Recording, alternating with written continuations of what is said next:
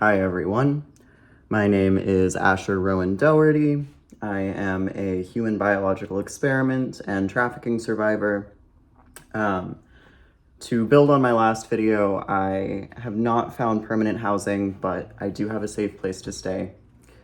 I'm going to be working off a script for this video, so if you see me looking down, it's just because I'm reading off my notes because this is a long one. Today I want to talk about my spinal injuries, particularly the injuries Mr. Brian Emerson and Mrs. Kelly Doherty inflicted on me when I was 14 years old. This is a part of me that is difficult to talk about, and it's hard for others to believe, so today's story is a long one.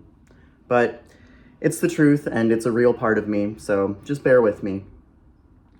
As I mentioned in my last video, my foster parents treated me as a lost cause from the beginning. To them, I was a born loser. I was made to live and die as a sex slave, and they treated me like I was born just to suffer and be humiliated on camera. My life was, and still is, nothing more than a spectacle and a source of income to my foster parents and to my handlers. So on the day I was born, my foster mom, Mrs. Kelly Doherty, took GHB so she could have fun throughout the birth. Once I escaped her body, I was sexually abused and had to watch other newborns suffer the same fate. Then a teenager who will remain nameless stabbed my spine and cut a hole in my back.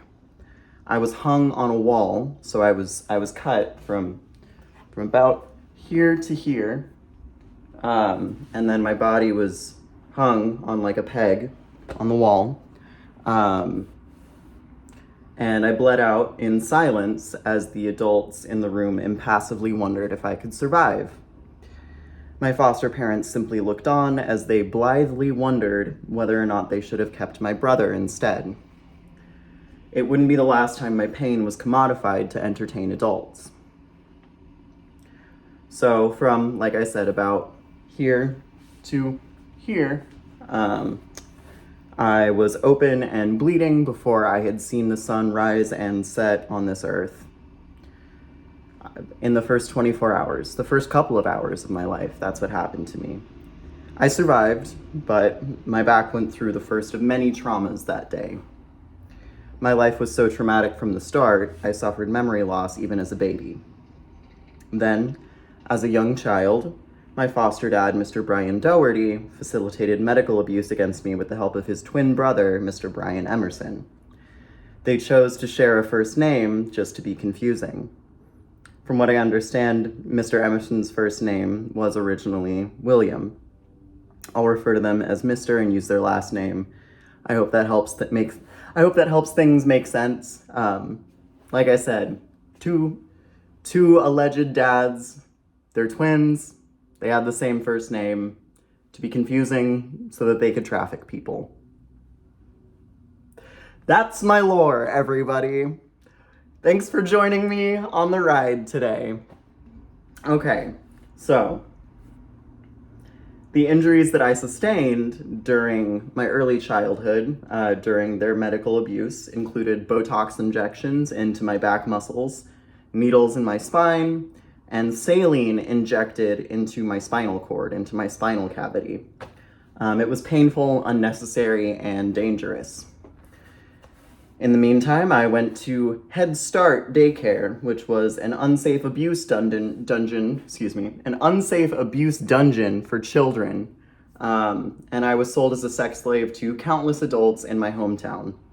When I was around 4, my clientele expanded to bands, writers, podcasters, and other artists. Many of the folks I worked with during this time were, and still are, fantastic creators, and they taught me how to make art and live a happy life even through my slavery.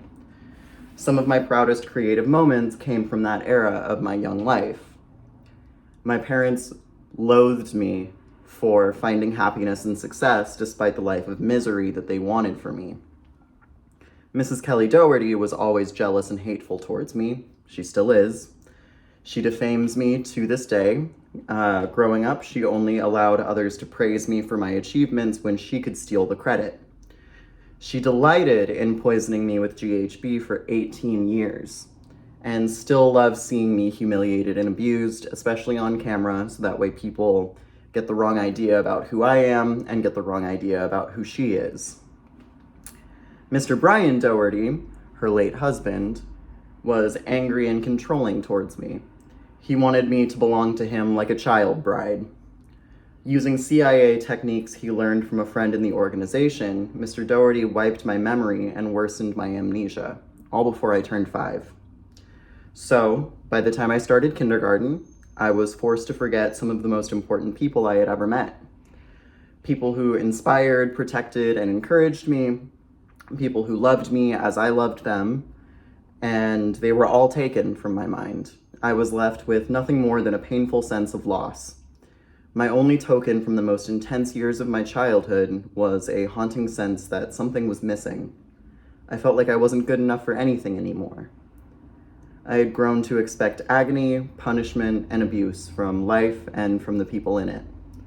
I shut away my feelings, dissociated my mind from my body, and I felt like I couldn't trust another living soul. I felt angry at my foster family because they refused to let me go, no matter how much I begged and pleaded to be released from their control. Mr. Doherty died in 2008 under mysterious circumstances, though he was suffering from cancer. To the best of my knowledge, Mr. Emerson is also no longer with us. May they both rest in peace. May they both rest in peace. I'm sorry, this is gonna be a really rough cut. Because this is just too hard for me to get out, and I'm working by myself right now. Feel free to just listen to this like it's a podcast episode. Don't worry about looking at my mug, you know? When I was older and other people offered to help, my self-esteem was destroyed. My trust issues were even worse, and I couldn't remember my past. My mind was warped from being raised by Mr. and Mrs. Doherty. So I had Stockholm Syndrome. I had Stockholm Syndrome from the very people who called themselves my parents, and from Mrs. Doherty in particular. I felt like I was no good, and I couldn't imagine a better life, so I pushed people away. Mrs. Doherty ensured that I was abused and drugged daily, especially after my foster dad died. She regularly gave me GHB, sold me to a hypnotist who further broke my mind, and sent me to a camp during the summers. She gleefully watched adult men rape and abuse me for years. It was like her favorite TV show. She sexually abused me too, and bragged to my face about what she and her cohorts did to me. She defamed me and verbally abused me for years by calling me a, quote, selfish, ungrateful little whore, end quote, who was, quote, lucky to be loved, end quote, by someone like Kelly. I'm not sure what love she was referring to, but there wasn't a day that went by where she let me forget how she really felt about me. She tricked me into believing I was an evil child, while she treated me worse than an animal. Incidentally, she abuses animals too. Plus, I faced intense social pressures to love and worship the woman just because she so happened to be my foster parent. It was brainwashing for me to report the abuse and be told in return about how much she allegedly loved me, how much I should respect her despite how badly she treated me, and despite how extreme the abuse was from the very beginning. From before I was even born, I had to suffer this woman, and every day when I tried to talk about it, teachers, family members, other kids told me that I should love and respect her because you only get one mom. I would have been happy with 0. Anyways, when I was in my freshman year of high school, I endured some of the worst spinal abuse I've ever been through. It was shortly after I turned 14. It's hard for me to remember the exact order of events, and there are some details I don't recall. This is hard to talk about, so I'm just going to do my best. On a Friday night in November 2013, my foster mom, Mrs. Doherty, sold my life to Mr. Emerson. By that I mean, She took money for the purpose of letting Mr. Emerson abuse me or even kill me on camera. So, that fateful night, Kelly told me there was a, quote, surprise, end quote, in store for me. She told me to go with whoever showed up, not to pack anything, and no matter what happened, not to come back. My brother Michael picked me up, under Mr. Emerson's orders. He didn't want to do what he was told, and I remember his sadness and reluctance to put me in an unsafe situation. He tearfully apologized for what his dad was making him do. I felt grief for the teenager in front of me. I told him it wasn't his fault, thinking of the child I had watched grow up from afar. Like all my other siblings, except for my foster sister, I was kept separated from the other experiments. I was kept separate from my birth mates. So I could only see him from a distance growing up. We didn't get to spend that much time together. But still, the studious and strong boy I knew from babyhood was twisted up from anger and abuse. He was at war with himself, just like I was. I didn't know what to say, and I didn't want his dad to hurt him, so I went along with it.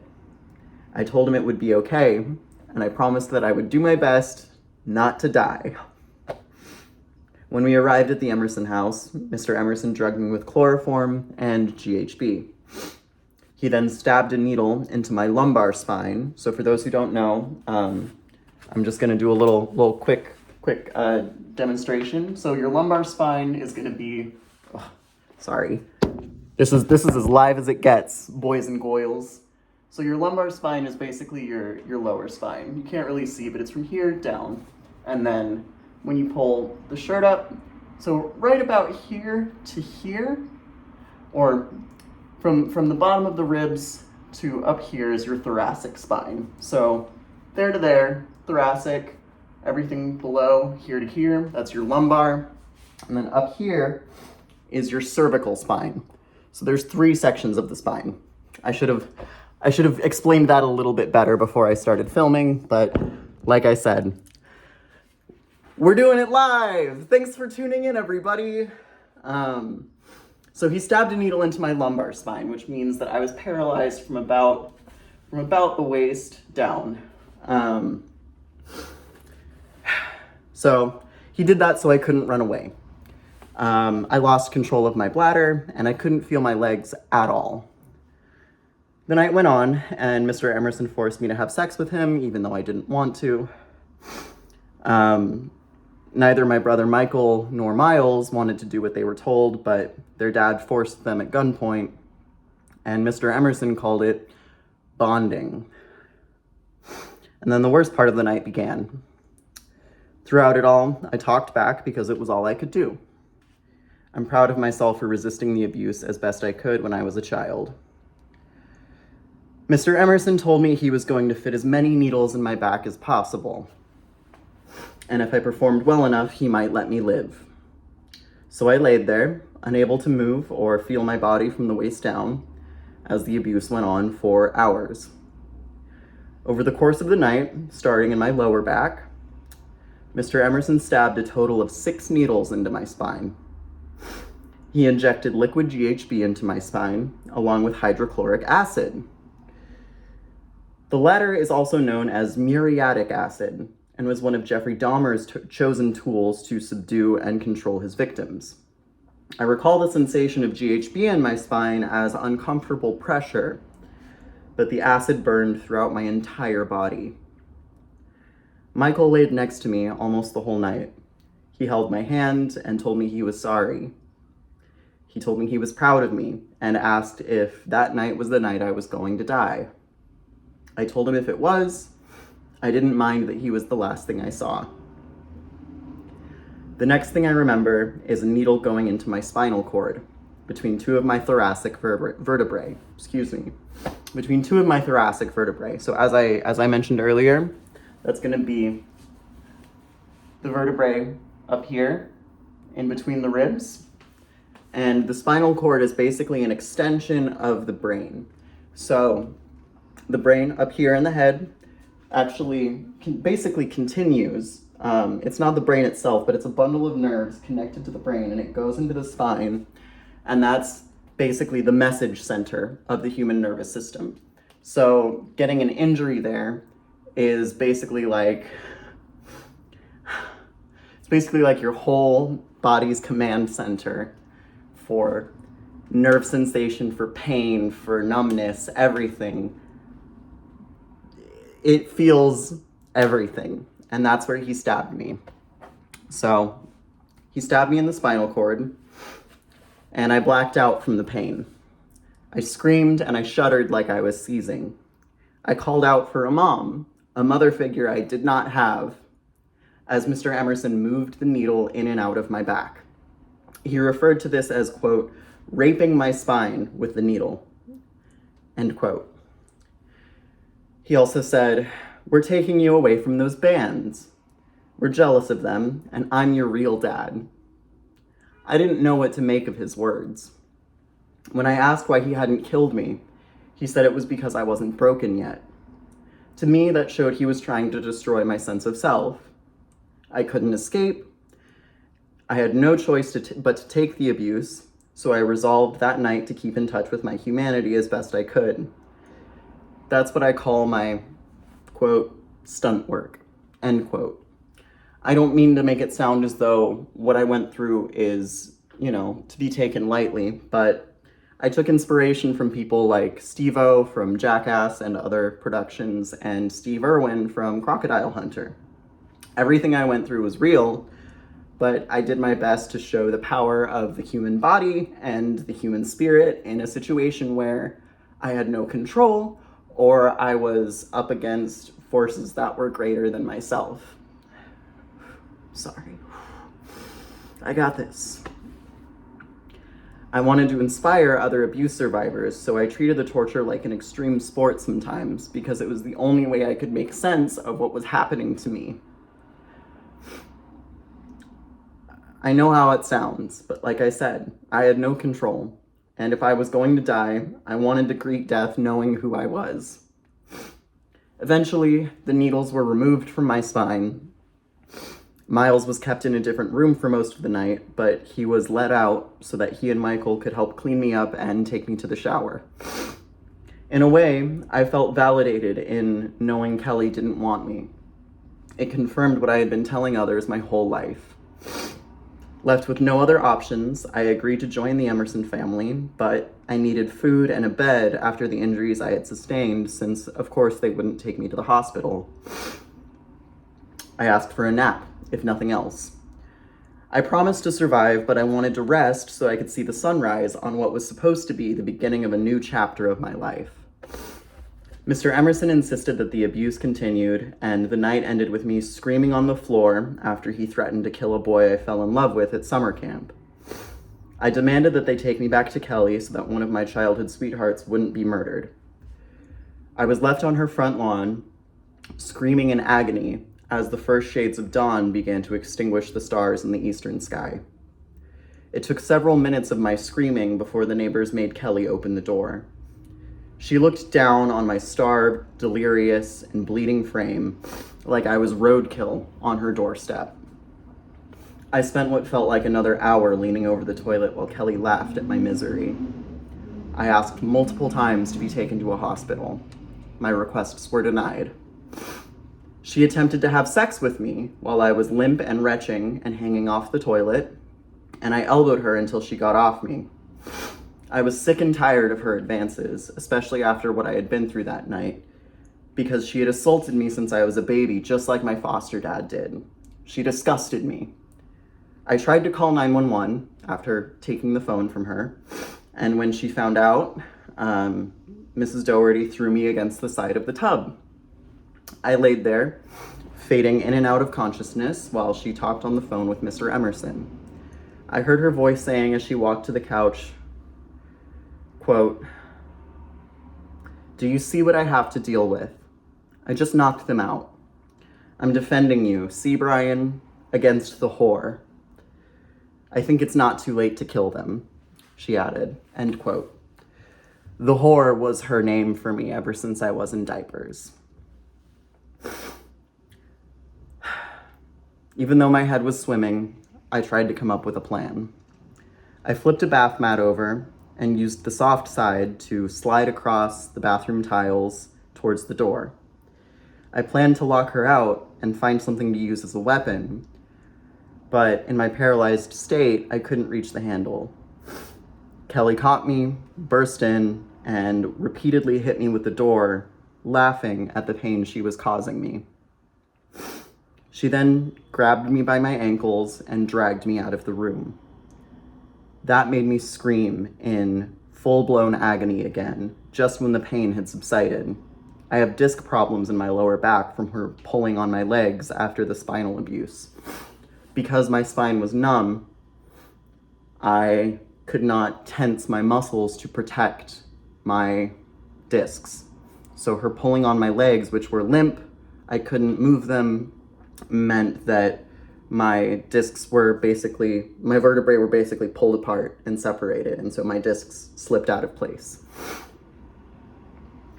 She called the person I went to camp with, the one Mr. Emerson had threatened to murder, and she made him listen to me scream and tried to get me to authorize a hit on his life. I just kept apologizing and telling him that I still loved him.